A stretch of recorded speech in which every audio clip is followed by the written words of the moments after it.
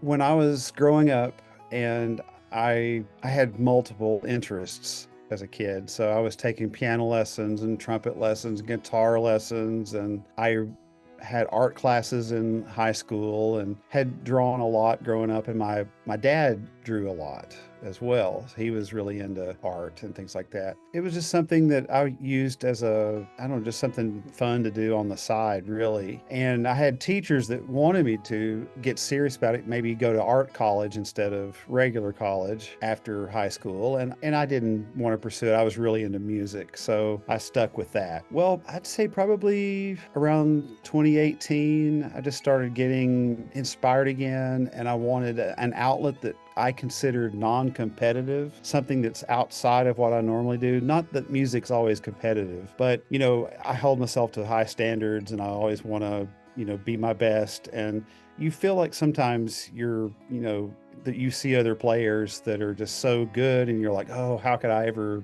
do that? Well, I needed something that was just for me. So I started getting back into artwork, first with drawing, and then I saw some other musicians that had been doing collage, and I love that. And you can get weird with it or make it go places that you don't normally expect it to go. And I liked that aspect of it. I am certainly not trained at all. I'm self-taught completely as an artist, I would say, other than high school drawing class. So for the piece that I did this time, I covered the surface. It enables you to draw on it, on the wood. So it's like almost whatever surface you put it on, it can become a canvas. It makes it a little easier to put pencil or pen or anything like that that you might want to use. I had just been to Ireland in April. I was in Door County in March for some recording sessions. I got the chair from Allison. It was the one they had readily available, and it was already slightly a green paint color, but it had a lot of chips out of it. There was paint missing and everything. And it sat in my office for over a month, and I just stared at it a few times. I'm like, I have no idea what I'm going to do.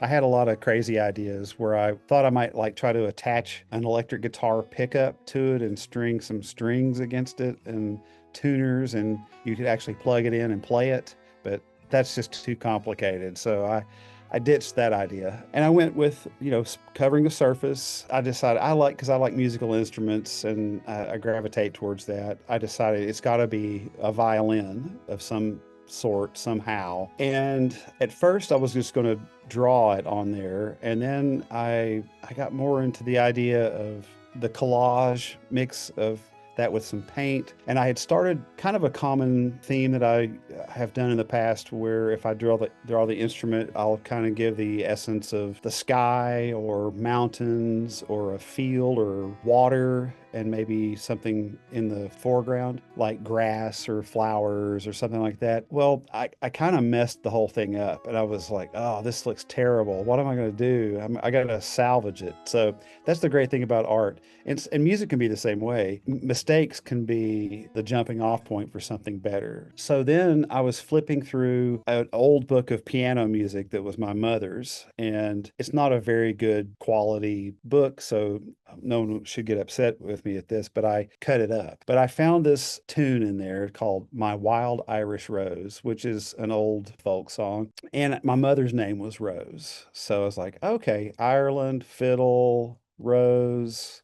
Okay, there you go. So that tied it all together for me. And so I had messed up the violin the first time, and my saving grace was cutting the violin shape out of the music, and I glued that on there and then drew over the top of that, and then came back over where I had drawn and used watercolor pens and other watercolor pencils and things like that. I added acrylic paint to basically cover my mistakes.